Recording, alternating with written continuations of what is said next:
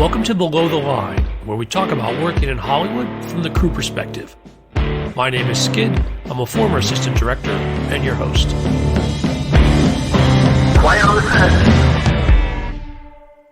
Today we're talking about The Princess, currently streaming on Hulu, and my guest is Lynda Armstrong, the hair and makeup designer. Lynda, welcome to Below the Line. Hello, nice to meet you. Nice to have you on the show, Lynda. Thank you. A warning for listeners, today's conversation may contain spoilers. So Lynda, to kick us off, talk to me about the role of hair and makeup designer. The hair and makeup designer reads the script, analyzes what the characters should look like. If it's period, you look up the period that it's meant to be in. Then you design the look of each character and physically do it as well. So you have to be able to actually put it in place as well as having your team. Obviously, you can't do it all yourself. Now, and this is not a role that I've seen on US productions.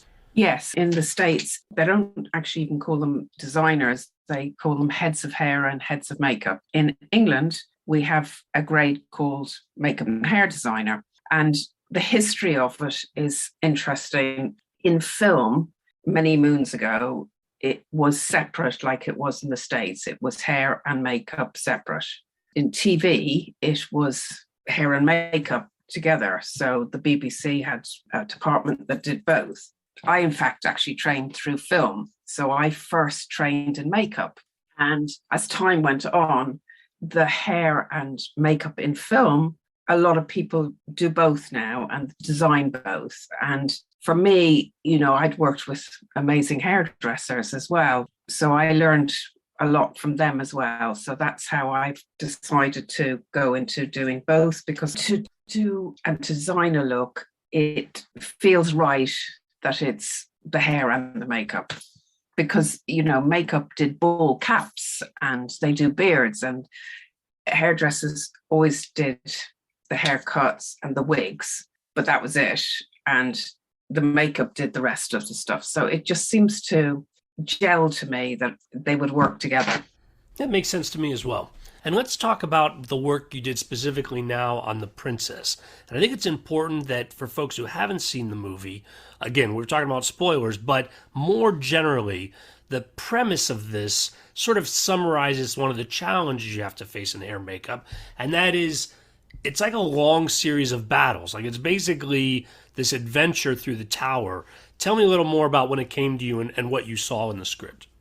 It's an unusual Disney script, actually, because you think it's a fairy tale, basically. It starts as a fairy tale, but it's a story of a girl who becomes of age, but she fights her way down this tower to save her family. It's full on the whole time. It's just the minute she wakes up, she realizes that she's in cuffs and off she goes and she fights all the way down. So it becomes like a big battle. Yeah, it's a battle all the way. Now, there are some flashbacks and there are some cutaways, but there's not a lot of time jumps. In other words, her look has to develop over the course of the film from one scene to the next. That's absolutely correct. So when I designed it, I first of all think of the period and then think about how I could distress her from the very beginning. So she looked sort of like queenly, or, with the beautiful plaits around her head and then all these pearls and then little decorations going down the back with little plaits. But I had to think about is if she started in the tower and she's fighting her way down, that she's going to lose some of these plaits, pearls, and ornaments in her hair. And also to keep some part of her hair that didn't go in her eyes as she was fighting. I mean, right. Her hair was 30 inches long, so it's very long hair. And if she's swirling around, she doesn't want to hit herself with actually a pearl as well. You have to be very careful, and she needs to be able to see what she was doing. Joey King plays the princess. Talk to me about working with her on kind of figuring out what this look is going to be.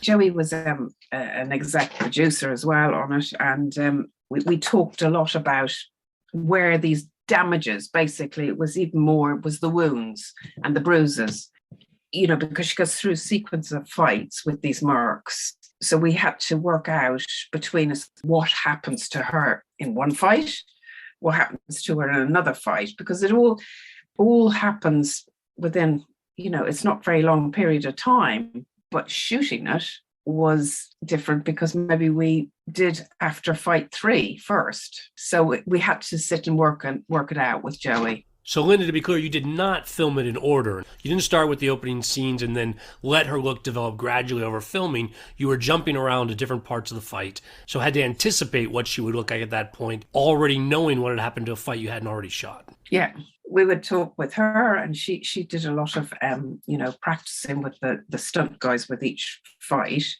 And I'd talk with the stunt guys as well, and we'd sort of work out, okay, well, you've got this bruise here and you've got that bruise there. And also with her costume, she lost bits of her costume through the sequences. So we talked about, well, what was underneath her costume? Like she bashed herself maybe against a wall. Well, there must be a bruise there. So we could sort of work on that. And also little scratches and things like that. They are very visible. They bleed a lot to start with, but then they disappear quite a lot. So, we had water scenes. So little scratches and blood would wash off, and then we could start a bit more again. But bruising's different. The color changes and stuff. So, the water scenes you referenced really struck me as a challenge because she goes into the water not once, but like 3 times in the course of this adventure. And of course, how her hair and makeup and the wounds she picks up are all affected by that. Again, something that you have to anticipate and plan around. That's exactly it. And also you have to work out, well, she's soaking wet. Well, how quickly is that going to dry? And you have to use products that maybe looks like it's wet, but it's not actually really wet. Because, it's so uncomfortable, and we make up products that we can put in our hair that makes it look wet, but it's not actually wet. Little tricks that we do. Yeah. And also, when she's underwater, to make sure that the cuts are still there or the bruising is still there. That's another challenge. And I think it's interesting to point out that the opening scene really does establish where she's sleeping as she's first coming up. And it is a beauty shot, almost a sleeping beauty shot.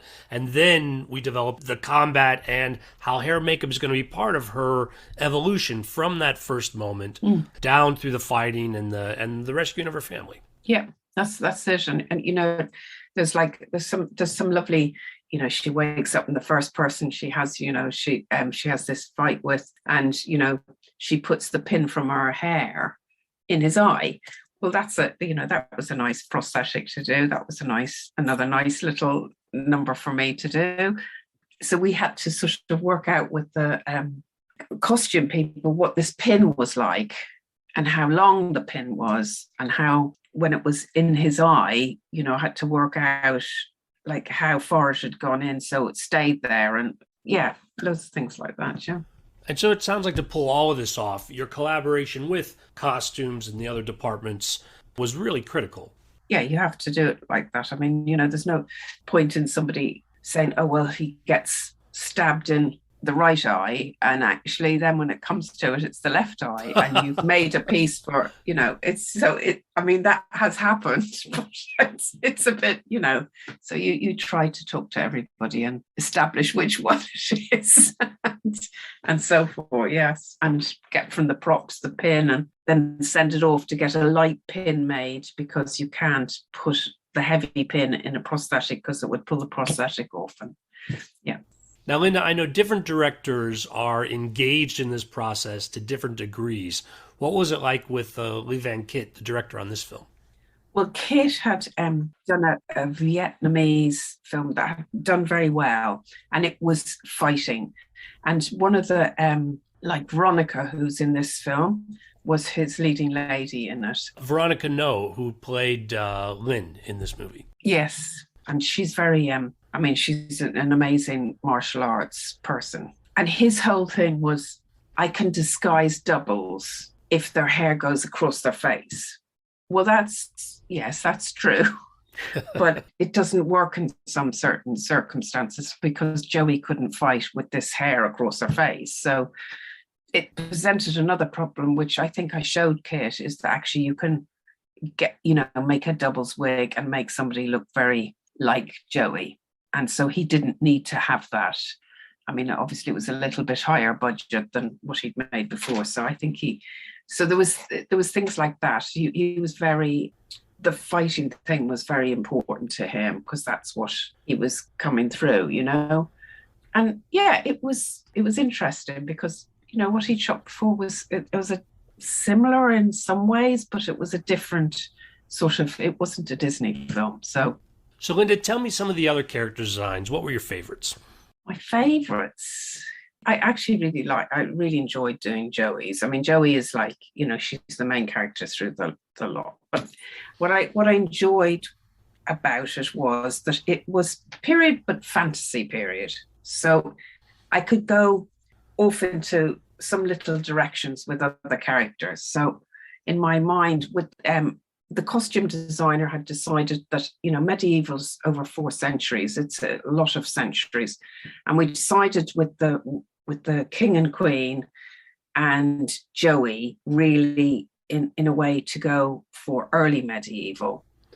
When we went to the 2 baddies, Dominic and Olga, we went a little bit later, and some of the crowd were even sort of slightly Tudory. So we sort of had different places to go, which was nice for me. And it meant Olga and Dominic were very dark, everything was dark leather and whips and so I played with that with their hair and their makeup. So it took me out of that period. Olga had much more makeup on her face, slightly, a lot of black coal, but they, warriors and stuff would wear coal if they wanted to. You just get coal and put it on. And her hair was very dragon-like, like a whip that was coming down. And Dominic's was sort of a very flat Mohican type hairdo, which was not really in period, but it put them together as a group. And then we had Veronica and Christopher, who were the Oriental side, which was lovely to do, actually. With Veronica, I put loads of plaits, braids, but I put material in with it. So it gave that Oriental colours and greens and blues, and it matched Christopher's hair, which was, I put a sort of samurai sort of knot on it with the same colour leathers. So it kept them together. So I made sort of groups, basically. And the mercs were just, dirty down, but medieval looking because they all had their beards and they were more structured at that time, actually, to be honest. And I noticed when we're talking about the mercenaries, yes, there's a bunch of them, but there isn't a generic mercenary look. Like even each merc has a certain character aspect that you must have had to bring your expertise to as well. Yes, every single merc was designed. Some would have beards with little ornaments in their beard. Some would have longer or shorter hair. Some would have scars. There was acrobatic mercs that I had to be a bit careful about what I designed with them because they were flipping over all the time. So you don't want to like stuff that's going to be hard to stay on. And we had the big merc, which had the horns on, and he had his helmet. Right, the Death Guard. He has this huge helmet on for a lot of it. And so he's the one that she takes the helmet off. She grabs this one, swivels the whole helmet. Well, he's got long hair underneath and a wig. And so that was interesting.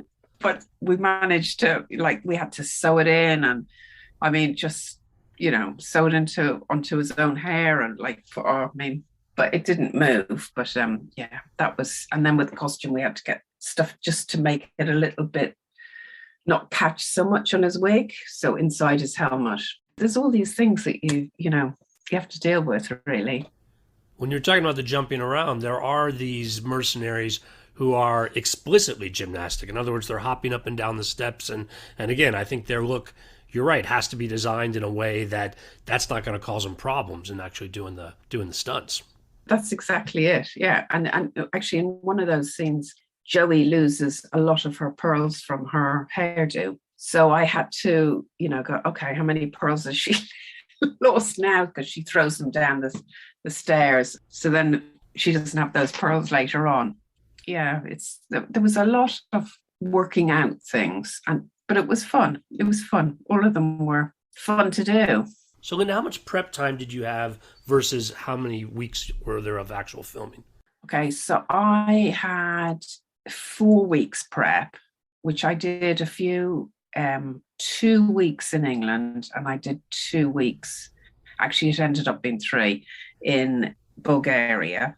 And then we shot for, I think it was like 12 weeks. Yeah, it was quite quick. It was quite full on, but, it's nice to be busy. And,